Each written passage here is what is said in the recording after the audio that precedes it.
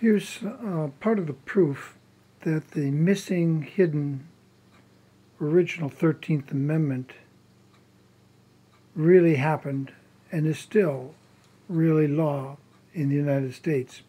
State of New Hampshire. I, Brian Nelson Buford, State Archivist for the State of New Hampshire, having been duly authorized by the Secretary of State William G. Gardner to authenticate copies of records and papers kept by the Department of State, do hereby certify that the following and heretofore attached, consisting of 3 pages, are true copies of the original document on file at the Division of Archives and Records Management. Here is, this is not a copy, this is an original certificate here. This is the gold seal of the state of New Hampshire. Behind it we have the record from the Journal of the House of Representatives for the state of New Hampshire, dated here December 9th, 1812, 200 years ago. And it reads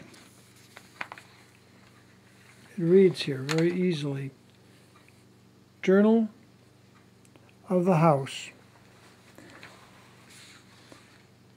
The committee appointed to take into consideration certain laws and resolutions passed by the legislatures of Georgia, North Carolina, Tennessee, Virginia, and Vermont, and other documents accompanying the same report, etc.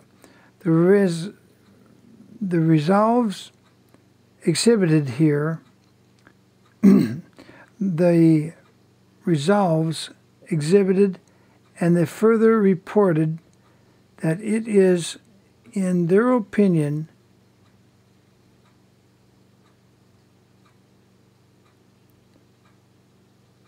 noticed expedient to adopt or approve the other proposed amendments to the Constitution of the United States, which report was accepted, whereas His Excellency the Governor of this state has whereas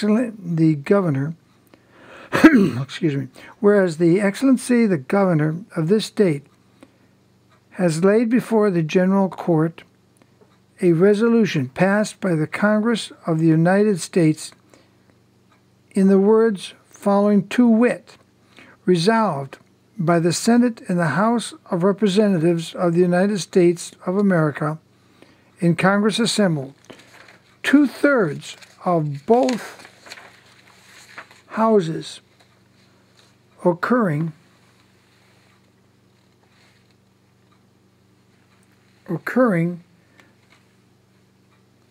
and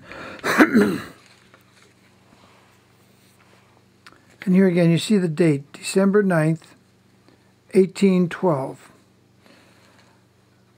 In the November session, the houses occurring that following the section be submitted to the legislatures of the several states, which, when ratified by the legislatures of the 3/4 of the states, shall be valid and binding as part of the Constitution of the United States.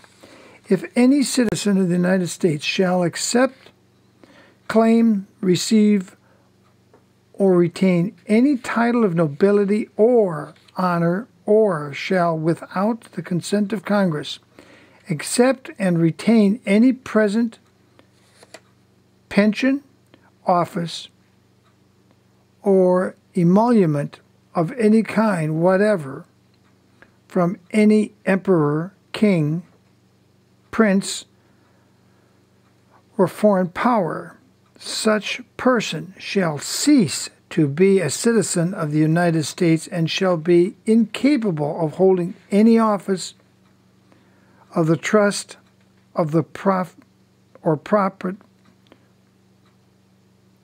incapable of holding any office of the trust or profits under them